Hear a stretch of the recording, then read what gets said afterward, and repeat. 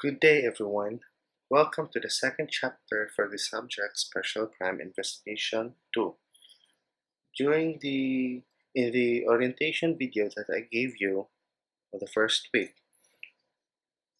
chapter 2 talks about organized crime. So, allow me to talk about a little bit about organized crime. So, organized crimes are those crimes committed by organized group. It is a category of transnational, so it involves two countries, national, country, or local groupings of highly centralized. So, centralized meaning there's one command. Enterprises run by criminals to engage in illegal or illicit activities, most commonly for profit. So, their main goal is to profit.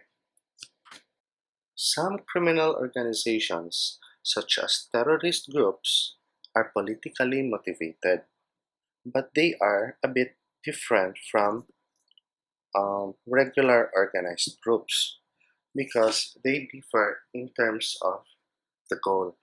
The main goal of organized crime groups is just to create profit and to increase their span. But in terrorist groups, their main objective is politics.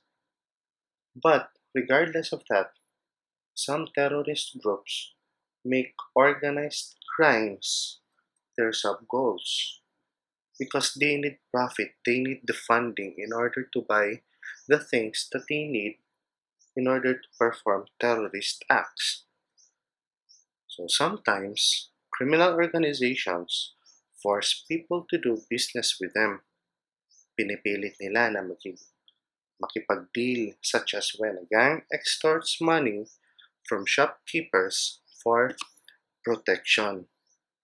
Kasi hindi sa lahat ng oras yung tinatawag nila na protection ay totoo, ay real. Hindi yung protection is real.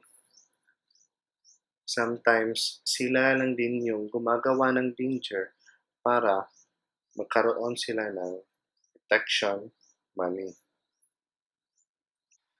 Now, here are some of the examples of the activities, criminal activities that organized crime group do or does.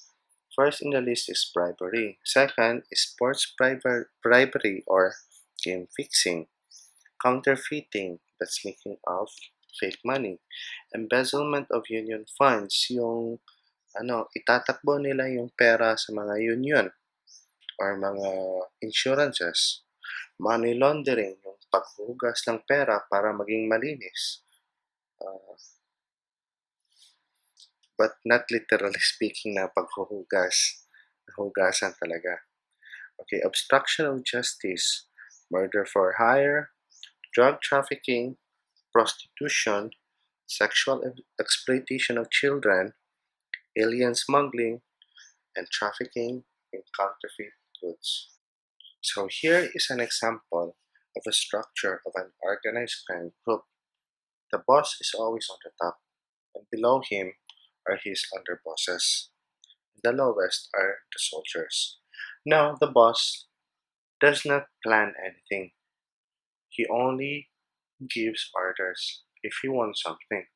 For instance, um, in the next city, he wants to expand his business there or his activities there or the activities of the crime group. So he only gives the order, then it is up to the underbosses to make it happen. Now, whenever an order is being transferred to subordinate to the underbosses, what happens is there is a division of labor. Hindi lang sa isang underboss maibibigay yun. Of course, may division of labor. Kasi kung may division, of course, mapapadali yung trabaho, mas efficient. Now, here in the level of the underbosses, they give orders to the soldiers. These soldiers, the lowest, are the ones who does the violent acts, the intimidation, the criminal acts. But not all times they are successful because there are plenty of hindrance. The biggest is the government because we have law enforcers. So in order to bypass that, in order to get what they want, they have to bribe certain officials, especially the police.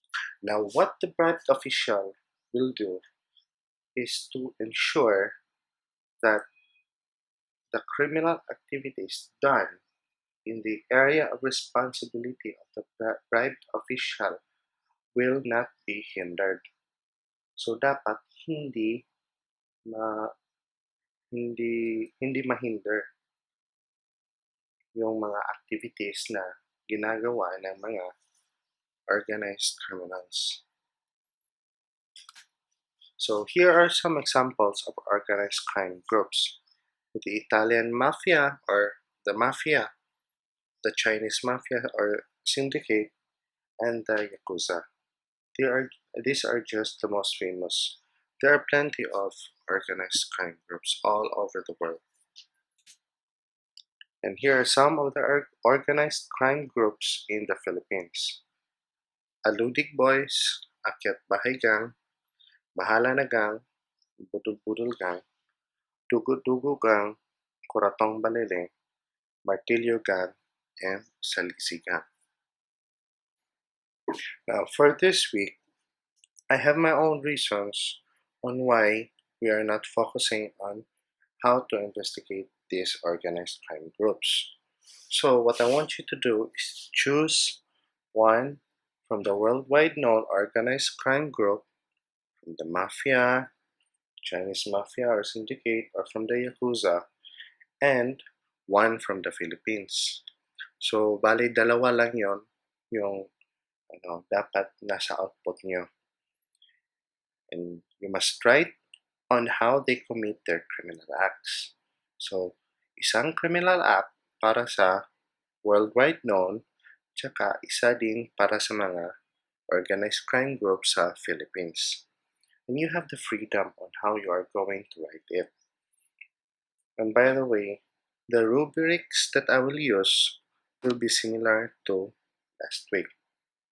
So it is how I am going to assess your output. I think that's all for this week. So good luck.